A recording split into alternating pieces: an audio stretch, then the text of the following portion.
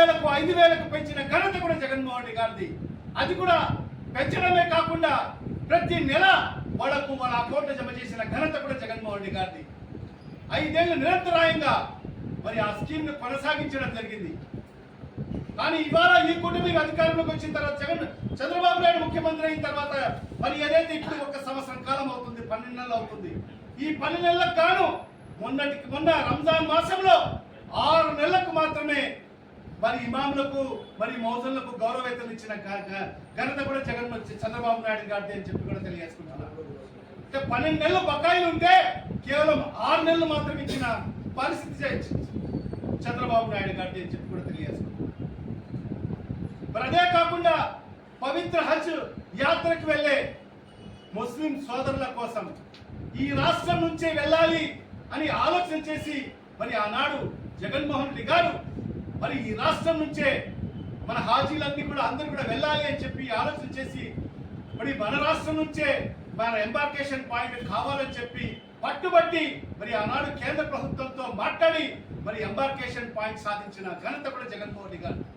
సాధించడమే కాదు మరి మొదటిసారి ఇక్కడి నుంచి ఎంబార్కేషన్ ప్రారంభించడము, మరి ఆ ఎంబార్కేషన్ పాయింట్ నుంచి మరి ఇక్కడి నుంచి వెళ్ళాలంటే ప్రతి ఒక్క హాజీ 80,000 రూపాయలు అదనపు భారం వచ్చిన పరిస్థితి.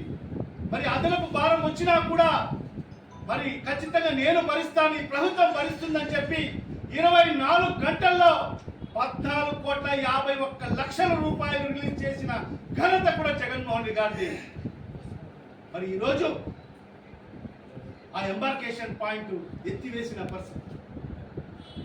ఎందువల్ల అంటే 2024లో మరి ఏదైతే ఈ కూటమి ప్రభుత్వం అధికారంలోకి వచ్చిన తర్వాత మరి ఆ ఏదైతే అదనపు భారం మరి ఈ రాష్ట్ర ప్రభుత్వం కూటమి ప్రభుత్వం మరి వాళ్ళకు చెల్లించని పరిస్థితి. దానికి అనుగుణంగానే మరి ఈరోజు మన రాష్ట్రం నుంచి వెళ్ళే హాజీ సోదరులందరూ కూడా ఇతర రాష్ట్రం నుంచి వెళ్ళేదానికి వాళ్ళ అప్లికేషన్స్ పెట్టుకున్న పరిస్థితి. అంటే ఇదేనా నీకు మైనార్టీల మీద ప్రేమ మమకారం? పవిత్రమైన హజ్ యాత్ర కోసం ఈ రాష్ట్రం నుంచి వెళ్ళే హాజీలకు మైనార్టీలకు నువ్వు సంవత్సరానికి ఒక 14-15 కోట్ల రూపాయలు ఖర్చు చేయలేవా? నీ హంగు ఆర్భాటాల కోసం కోట్లాది రూపాయలు ఖర్చు పెడుతున్నావు.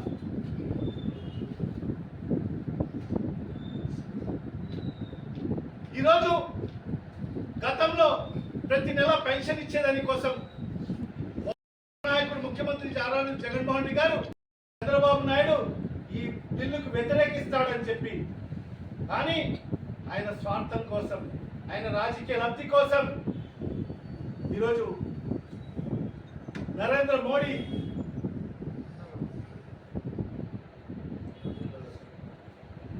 కోసం ఈరోజు మైనార్టీలను పూర్తిగా విస్మరించడం జరిగింది. నిజంగా మైనార్టీ వర్గం అంతా కూడా ఖచ్చితంగా చంద్రబాబు నాయుడిని మరి ఖచ్చితంగా రాబోయే కాలంలో సమాధి చేస్తారు, ఖచ్చితంగా సమాధి చేస్తారు. నిజంగా ఇవాళ నేను ఒకటే, తెలుగుదేశం పార్టీ కూటమి ప్రభుత్వంలో ఉండే తద్వారా జేపీసీలో కూడా మేము వ్యతిరేకించడం జరిగింది. మరి ఈరోజు పార్లమెంట్ లో కూడా మా పార్లమెంట్ సభ్యులు శ్రీ మిథున్ రెడ్డి గారు మరి ఈ బిల్లుకు వ్యతిరేకించడం జరిగింది. ఇది మన స్టాండ్. ఒక నాయకుడు మాట చెప్పాడంటే ఆ మాటకు కట్టుబడి ఉంటాడు అనే ఒక నమ్మకం, విశ్వాసం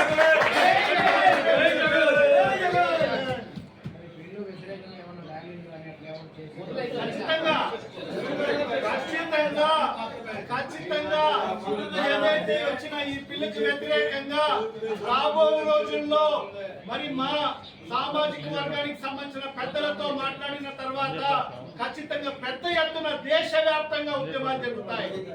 ఖచ్చితంగా దేశవ్యాప్తంగా ఉద్యమాలు